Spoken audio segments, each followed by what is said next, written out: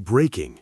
Trump warns U.S. will intervene if Iran kills protesters.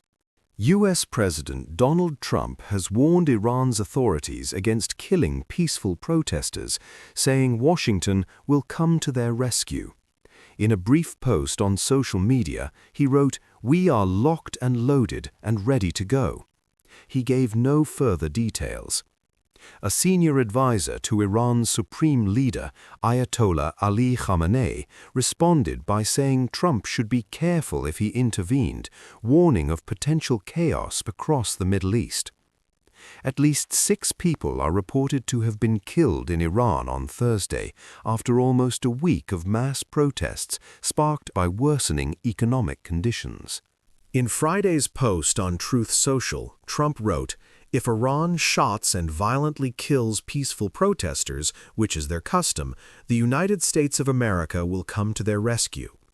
Khamenei advisor Ali Larijani warned shortly afterwards that any U.S. interference would destabilize the region.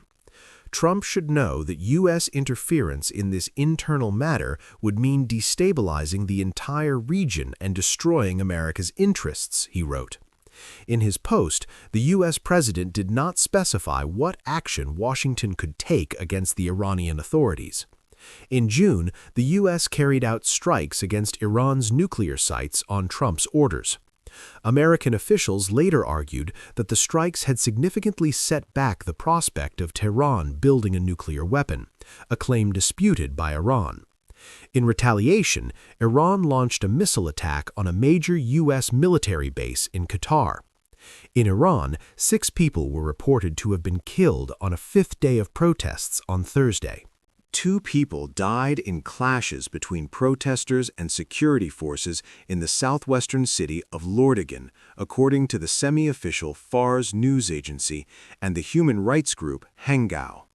3 people were killed in Osna and another in Kudasht, all in the west of the country, Fars reports.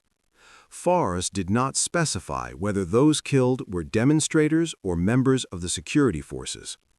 Hengao said the 2 killed in Lordagan were protesters, naming them as Ahmad Jalil and Sajjad Valamanesh. BBC has not been able to independently verify the deaths.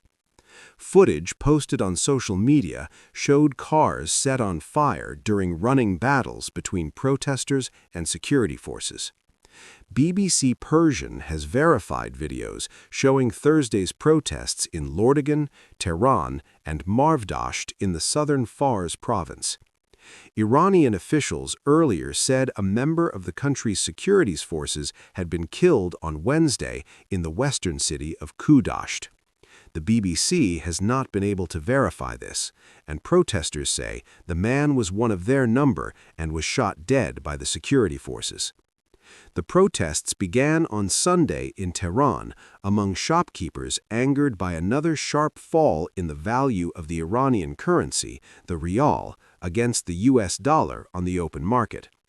By Tuesday, university students were involved, and they had spread to several cities, with people chanting against the country's clerical rulers.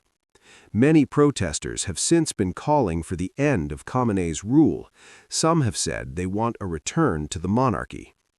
The protests have been the most widespread since an uprising in 2022 sparked by the death in custody of Mahsa Amini, a young woman accused by morality police of not wearing her veil properly, but they have not been on the same scale.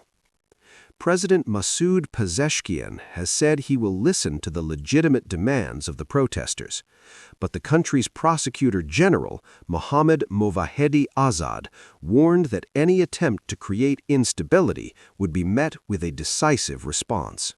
Is Trump's warning a necessary stand for human rights, or a dangerous step toward another conflict?